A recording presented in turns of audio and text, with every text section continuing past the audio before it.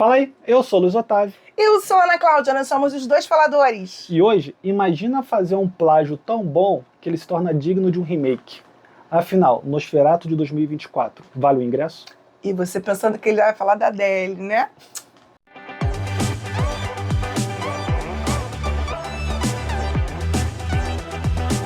Fala, gente linda, já se inscreveu no nosso canal? Não espera mais, aperta em inscreva-se, toca o sininho que tá para receber notificações de vídeos novos, deixa o teu joinha e, claro, comenta conosco se você já assistiu, se você não assistiu, se você tem expectativas, se você curte terror ou não.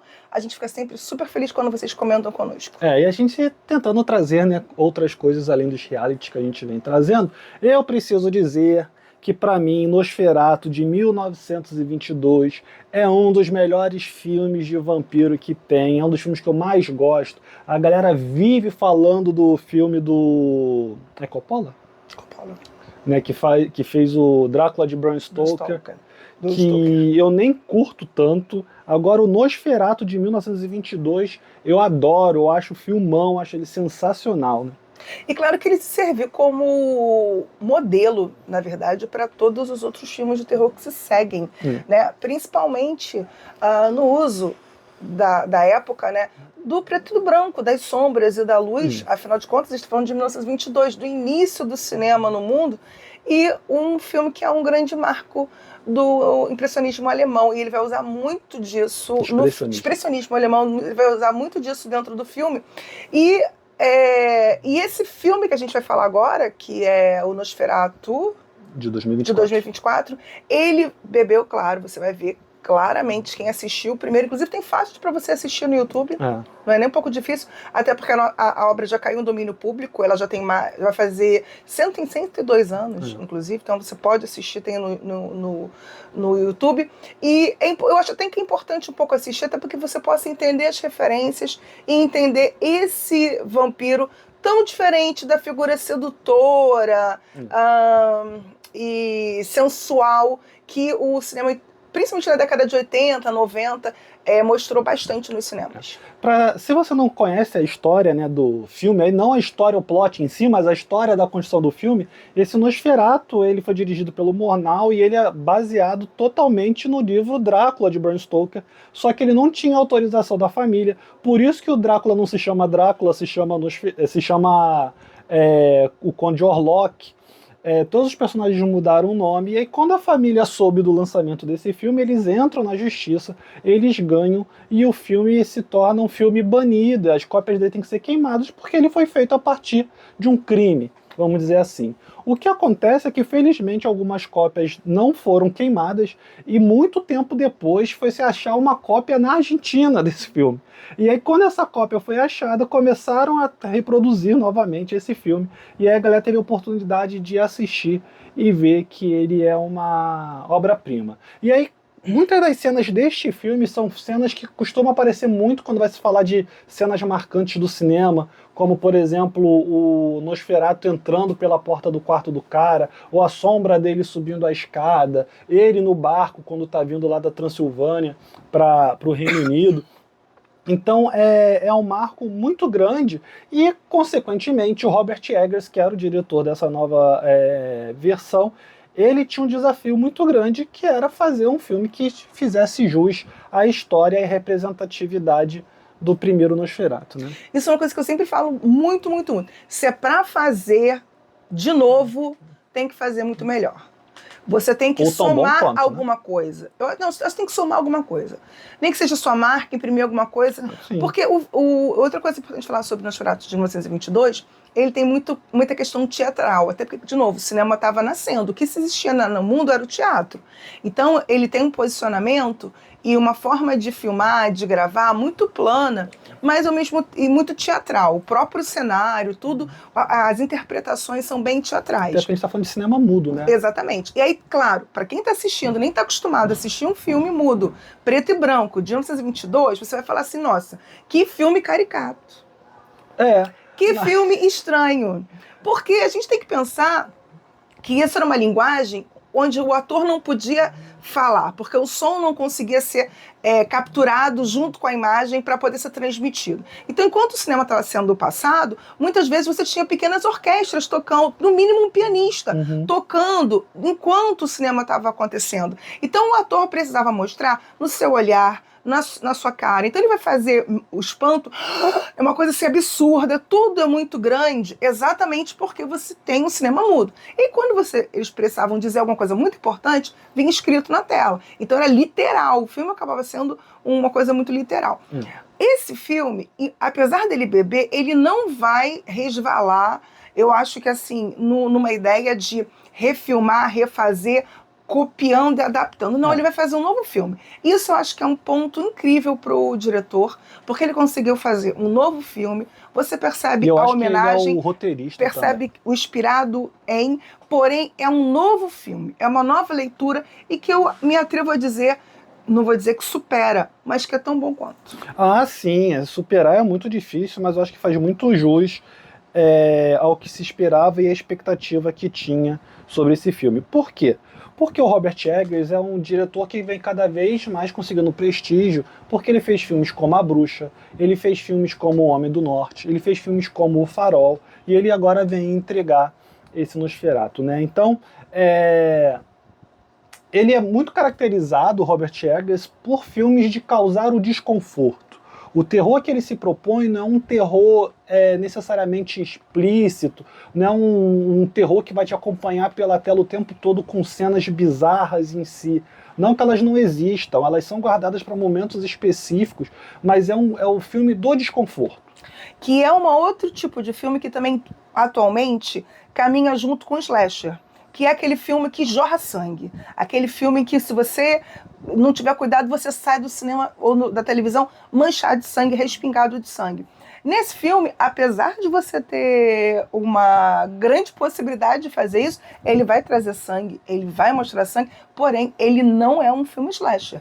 Ele é um outro filme, é um filme realmente, é um terror de sensações. Isso. E aí ele vai trazer, principalmente, um desconforto do início ao fim em diferentes situações. Desde uma imagem que não é perfeitamente nítida, desde um close que não é feito e fica sendo prometido e nunca acontece, desde a luz, desde do uso da música. Ele está sempre, de alguma forma, e de formas muito criativas, trazendo para o espectador uma sensação constante de desconforto e de suspense dentro do filme. Você fica o tempo inteiro suspenso, assistindo e esperando o que vai acontecer em seguida. Então o filme te prende do começo ao fim. É um filme que ele é dinâmico, ele ao mesmo tempo que ele tem a lentidão do filme europeu de contar uma história sem precisar correr, mas ele não chega a ser monótono de forma nenhuma e nem um pouco lento.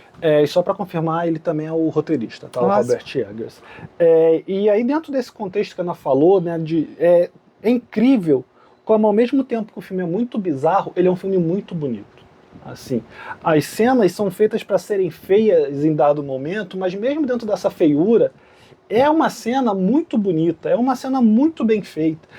Você tem dado momento do filme em que a cidade é tomada por ratos. E a cidade, mesmo tomada por ratos, é um enquadramento, né, muito bem feito. As cores e a ausência de cor também é muito bem trabalhada, porque o Nosferatu ele é muito trabalhado, né, e a presença dele é muito trabalhada com a sombra da maldade. Né? É a sombra da maldição do Nosferatu se aproximando da cidade, se aproximando da personagem principal. Então, nos momentos que a gente tem ele agindo, e aí não agindo diretamente, mas ele agindo através da influência dele, a cena se torna pálida. O Luca até fala, né, que é uma cena sem contraste. Você beira ali o preto e branco, mas a cena não é em preto e branco em si, porque na verdade você está ali sob um véu agora, você está sob o efeito e a ação do Nosferatu. Então tudo que está ao redor perde a vida, perde a cor, e aí você vê aquela cena ali quase azulada de tanta ausência de cor que ele quer imprimir na cena, né? Pra mim, que sou uma pessoa amante de filmes de terror preto e branco, eu curto muito. Eu acho incrível o que eles conseguiam fazer na década de 30 até 60, passando, claro, por Nosferatu de 22, eles conseguiam fazer usando apenas luz e sombra. E esse filme ele consegue fazer um uso magnífico da luz. E tem alguns momentos que você vai ver que o foco da luz está muito nos olhos da atriz, ou num determinado ponto, ou a sombra é muito importante naquele instante. E isso ponto para iluminação, né? E para fotografia. Porque o filme, apesar de não ser colorido, naquelas cores intensas, vibrantes, que a gente está acostumado, ele é um filme que o Luca usa a expressão de lavado. Ele é um filme esmaecido, né, como se as cores fossem pálidas, né, uma paleta pálida. Ele não deixa de ser bonito por causa disso.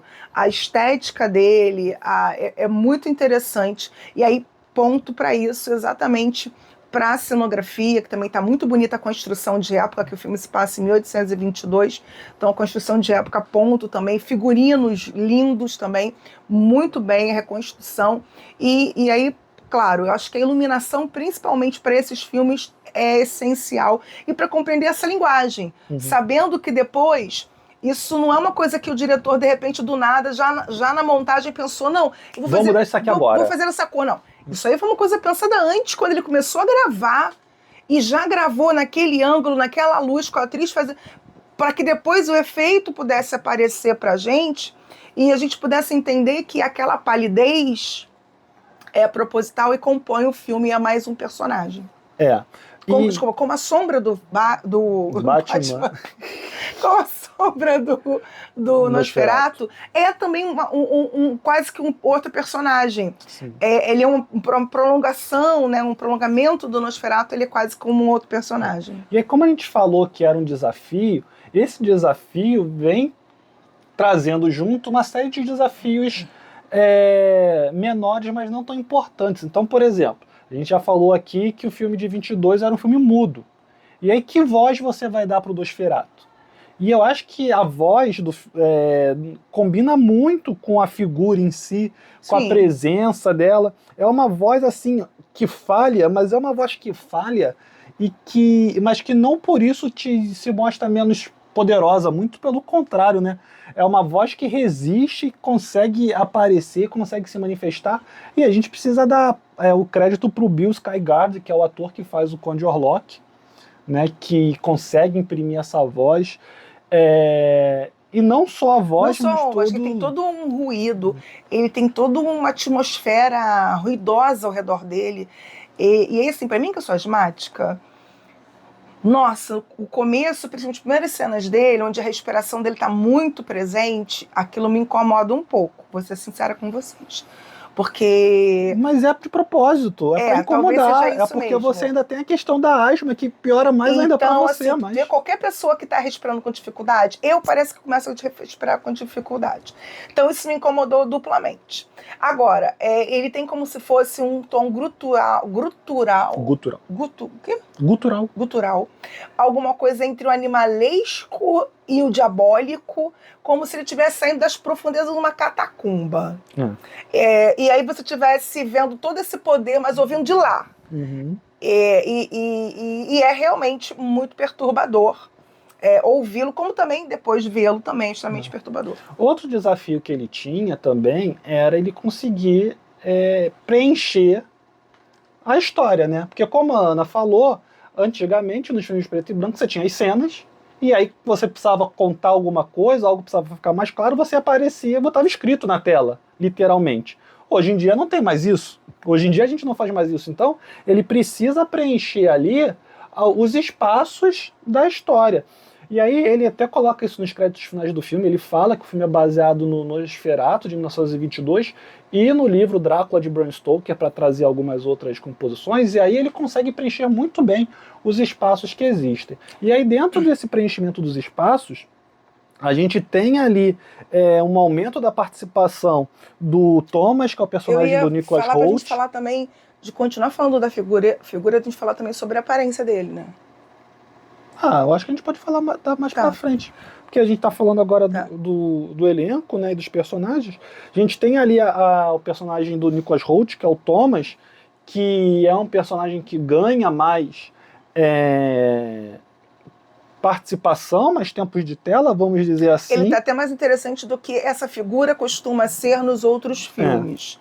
E o Nicholas Hoult, que se tornou o novo queridinho de Hollywood, ele está em tudo quanto é filme ultimamente.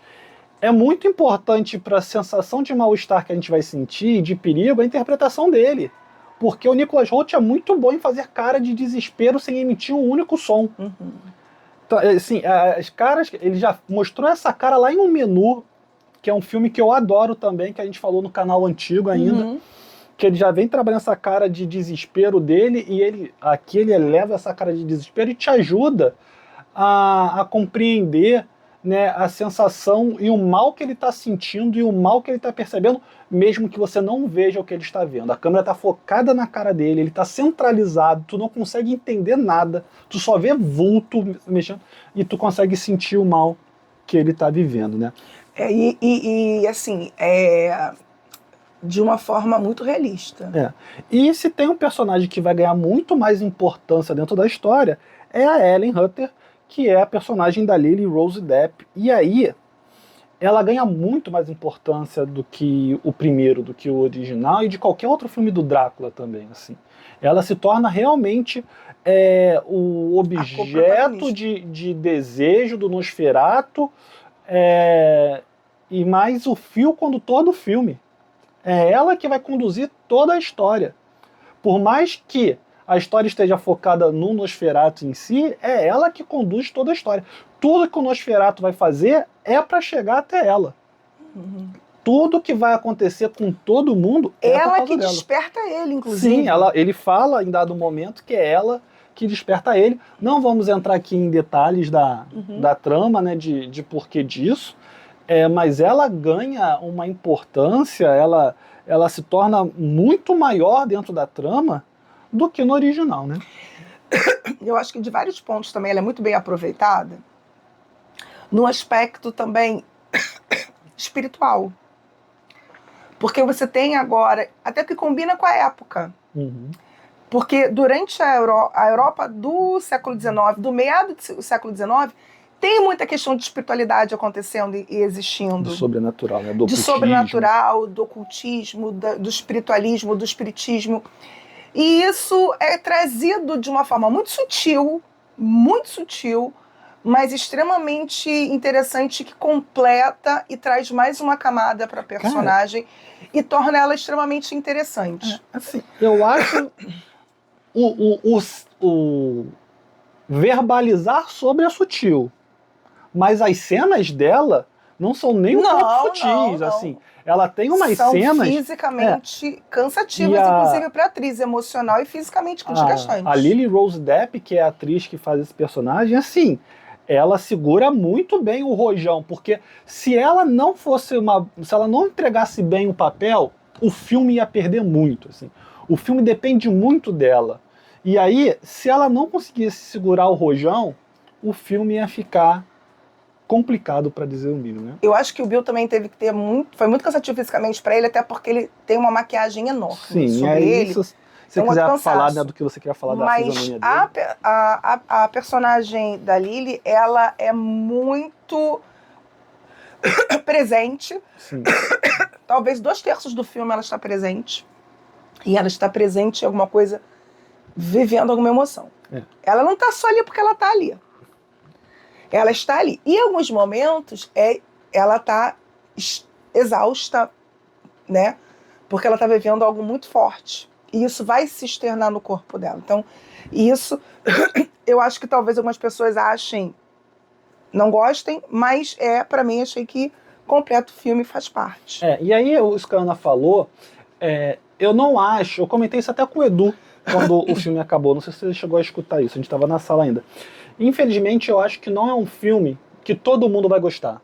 Acho que não. Que não é um filme que todo mundo vai comprar a ideia. E aí isso é uma pena, porque aí daqui a pouco ele vai parar no streaming, e aí talvez a galera não aproveite tanto como aproveitar esse filme numa tela grande. Porque, como a gente falou desde o início, é um filme que ele apela, né, pro terror do desconforto, é um filme que ele não mostra tudo, e algumas coisas que ele opta a mostrar não vai agradar todo mundo.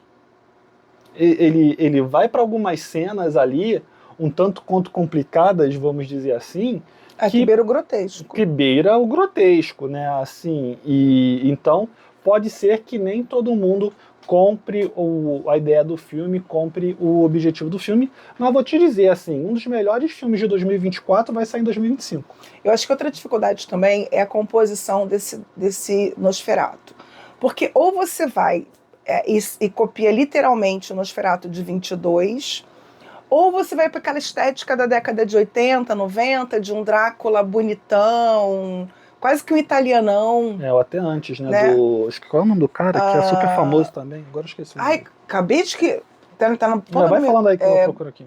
Lugosi. Bela Lugosi. Bela Lugosi. E aí, você quase que o italianão, e aí você... Como que você vai construir esse personagem? Então ele vai lá no livro, né? E consegue pegar a descrição e cria um Nosferatu muito animalizado, né? Onde você vê ali nitidamente muitas características, até mesmo de morcego mesmo, do ser morcego, a cabeça muito parecida com uma cabeça de morcego, mas com o rosto de uma pessoa. E sem fazer com que o ator perca a sua expressão e o seu olhar. E não torne aquilo uma grande máscara, caricatura. Não, é o Nosferatu, é um personagem completo, complexo e que não tira do ator a possibilidade de expressar o que aquele ser está vivendo. Principalmente no poder. Em muitos momentos é chamada a necessidade, né, dele mostrar o seu poder e a sua força, e ele consegue, com a sua própria presença, com a sua sombra, ele consegue apresentar isso de forma bem interessante. Para não dizer que a gente não falou, o Willem Dafoe também está muito bem nesse filme, fazendo o professor que entende de ocultismo, né, para tentar ajudá-los a... Que também existia muito naquela época mesmo. A tentar combater o mal que está se aproximando. Eu acho que mais qualquer coisa que a gente fale aqui, a gente já começa a entrar em spoiler. A única coisa que eu vou dizer é que, Luiz Otávio, o filme é perfeito? Não, o filme não é perfeito. As cenas marcantes que eu cito até no início desse vídeo aqui, ele tem as referências dele nesse filme, mas eu prefiro, por exemplo, as cenas de 1922 e não da desse. Eu acho que até para a necessidade de ser mais marcante, né, na época, as referências ficam mais sutis, e aí eu não curto tanto, eu preferia que ele tomasse mais tempo de tela naquela cena, mas nada que desabone, nada que prejudique o filme. Vale o ingresso? Vale o ingresso. Olha, pipoca, refri, um lanchinho depois, vale sim. Então, valeu e até a próxima.